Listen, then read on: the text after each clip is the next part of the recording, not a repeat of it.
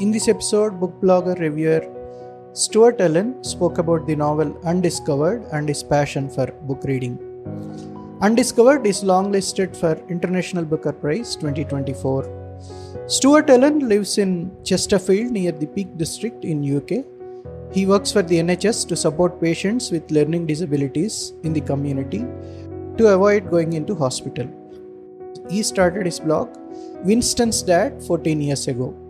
Initially, the challenge was to read 52 books from 52 countries. Having done that, the focus has predominantly been on books in translation. He has reviewed over 1300 books from 110 plus countries. He has shadowed the old Independent Foreign Fiction Prize and now the Booker International, where they read and make their own shortlist and choose winner out of long-listed books. He has also started the hashtag #TranslationThus on Twitter to promote books in translation. For your valuable feedback on this episode, please use Spotify app. Welcome to our podcast, Stuart. So nice of you to agree and immediately come and talk about the book. Thank you. You're welcome. Yeah. Stuart, you have been running your blog, Winston'sdad, for the last decade and a half, discussing translated literature, and you reviewed approximately 1,500 books. So what drove you to translation? 16, 17 years ago, I was getting back in. I've always been a reader, but I'd gradually been reading more and more every year.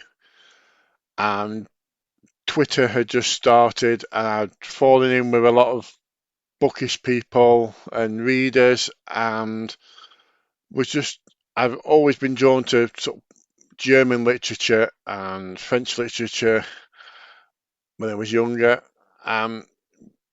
Initially, it started off with the blog. The blog was going to be a journey around the world in 52 books from 52 countries for the first year, and it just carried on. It's never really stopped. It's just constantly going from here to there, doing the Booker long list every year, or as it used to be, the Independent Foreign Fiction Prize, and just discovering new voices from around the world and revisiting old voices. I mean, there's some writers, they've had 3 or 4 books out in the time I've been blogging, so it's always good to revisit a writer I've read before. So how many countries you covered now? You started with 52? I'm at about 110, 112. I never count it up that closely, but yeah, last time I counted, I was at 110. And I think I might have done a couple more countries since then. So, I mean, the ultimate aim would be to do the 196 countries like Anne Morgan did, reading the world, but that's a long-term target to try and get. There's some countries that are really hard to get books from, as Anne discovered when she did her blog, Reading the World. So all this you read them in English only, or you know other languages too? It's just in English, unfortunately. I've always said I possibly could read a novella in German. I lived in Germany for a few years, but it's a long time since I've read much German, so I wouldn't be too sure if that's still the case now. But yeah, unfortunately, I just read in English. Coming to this book, Undiscovered, what was your reaction when you read it? Initially, when I saw it on the long list, I was pleased because I'd previously read Gabriella Reiner's book 9 Months, which came out from Restless Books a few years ago, and there was a story of her 9-month pregnancy told in 9 chapters, and that was a non-fiction work, and a previous book to that had been a non-fiction work about sexual workers in Peru. So she was a writer I was aware of, so I was pleased to see she was on the list, and this is one I was aware of before the long list came out, and I probably would have picked it up at some point to read myself anyway, because I've liked a previous book. I read 9 Moons. Can you please tell us a bit more about author Gabriella Weiner? She's a Peruvian writer. She's lived in Spain for the last 20 odd years. As I say, her previous books have mainly been non-fiction works, one around her pregnancy, another around her getting involved with sexual workers in Peru, and in sort of like an investigation into the sort of prostitution and the sort of hard life that prostitutes have in Peru. This book connects to her great great grandfather, Charles Viner, who went over to Peru, Chile, that area in the 19th century as an explorer. He might have discovered Manto Picchu, or he might have not discovered Manto Picchu, but he was certainly around the area Manto Picchu was. At the time, Manto Picchu was there, but no one in the Western world knew it was there, and he plundered a lot of stuff, and that's the kick-off point for this book is Gabriella wanting to visit the museum in Paris dedicated to Charles Viner that has his plunder from Latin America.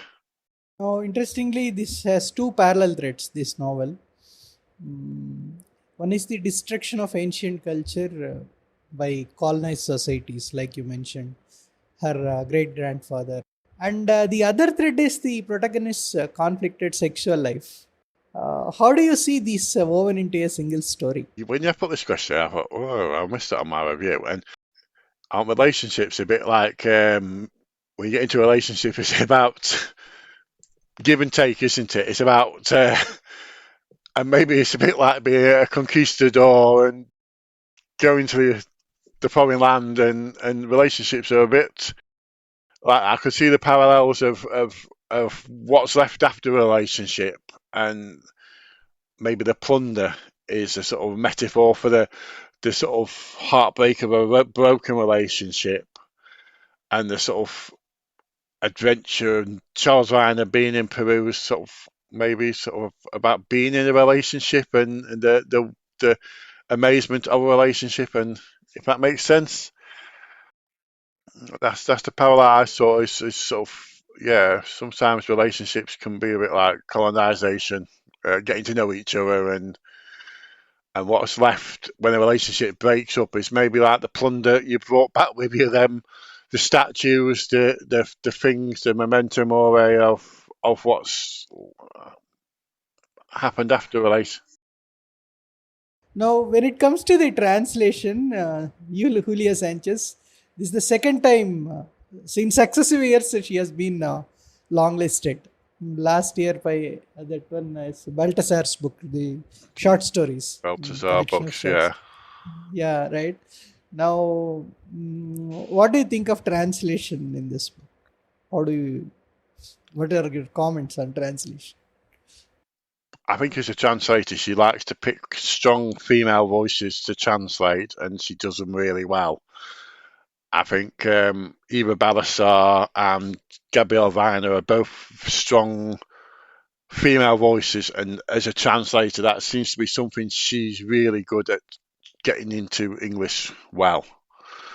I've read two other Balasar books, and she didn't translate the earlier Gabriella Viner book I read, so to me this was a better translation than the other book I read, Nine Moons, so that wasn't translated by Julia Sanchez, so maybe that says something. What are your picks for shortlist now that you have completed almost except one or two? My picks for the shortlist, right, Not a River, just really interesting insight into toxic masculinity, and also sort of generational story, because it's got the two older guys and the young son of the guy that they killed. Just a really good, just what Charco Press are doing really well at the moment. They're doing so many great Latin American writers. Cabos, Jenny Urbandeck. I liked it when I read it, and I read it last year. It's not, to me, it's not her best book. it's a good book about the sort of post-war era and relationships, and it's one I sort of enjoyed. And from this long list, is probably one of the stronger voices books. I've just reviewed Lost on Me, which when I initially read it, I wasn't such a fan of, but actually it's very funny in places. It is. It would make a great radio comedy series. It's just the mum, the dad, the daughter, the son. There's so much in there. It's Undiscovered, of course.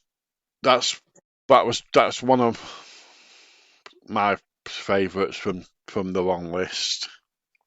The book that everyone struggled to get hold of, I would imagine, because it sold out as soon as the long list came out. White Nights, a really interesting book set in rural Poland, hard lives, hard worlds. It's the sort of book this is probably the book on the long list when it came out that I was most looking forward to, and it didn't disappoint. Some of the stories interconnect. There's maybe the time frame could have been a bit better, but it's really good.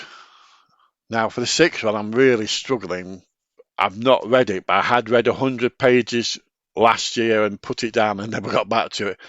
The House of Via Jamito. The 100 pages I'd read I enjoyed. It's just I'm not a fan of 600-page books, 500-page books at the best of times. I tend to love 200 to 300-page novels that I can get read in a couple of days. Yeah, The House on Jim, I had read 100 pages last year, and I was into it. I put it on one side, thinking I'll get back to that in a couple of days, and I never did. And it was announced on the long list, so there's me. I think I should have finished it last year when I started it. So, one more question, because I'm fascinated by the number of books. See, it is not only about reading. You are able to put it in words in a very clear and concise way, and putting out all those in reviews. How many pages do you read per day, Stuart? 70 to 100 pages a week I would aim for. I try to read 2 to 3 books a week. My aim for every year is about 120 books to read, and probably about review about 90 to 100. I don't review every book I read. I have a full-time job. I work I work 11-hour shifts. Well, I work 8 to 8, 3 days a week, which is sort of does mean some days if I've had a busy day, I tend to maybe not want to review a book that next day. So yeah, I aim for 70 to 100 pages a day, and sort of In spite of having a full daytime day job, it's very difficult to read 70 to 100 pages. I am seriously struggling to do 30 to 40 pages a day. I tend to get up. I get up about between 5 and half 5 in the morning, and I tend to have an hour every morning solid where I read, where I have a big chunk of time every morning where I read, and then generally sort of the same in the evening. I'm not someone that can read. I'm not a reader that can read here and there. I do have a book in my bag at work. If I get a chance, I'll read it, but it's been in my bag for about 6 months, so I don't get that much chance at work to read. Generally, if I'm out and about by myself, I will always have a book. Um, but yeah, it's just I've carved that chunk of time out most mornings, so I have like an hour reading, and that's where I get most of it. I can generally get 40, 50 pages read in the morning. If it's a book I'm really into, I can read more than that. But if it's most books if it's something I've just finished It's not a book in translation. But it is a Fitzcarraldo book. It's the observable universe. Heather McCracken. It's a non-fiction work about the AIDS crisis. She lost both her parents to AIDS, and so it's told in vignettes, and a lot of the vignettes are about the discovery of AIDS, viruses, computers linking into computer viruses, and they're spattering about a mum being a TV detective fan. So yeah, but that's the one I've just finished, and that was one I read quite quickly because that's the sort of book I enjoy. It was really short chapters and just sort of jumping from here to there, and that's Right then, thank you for your time. So kind of you to give me your time. Thank you very much. You're welcome.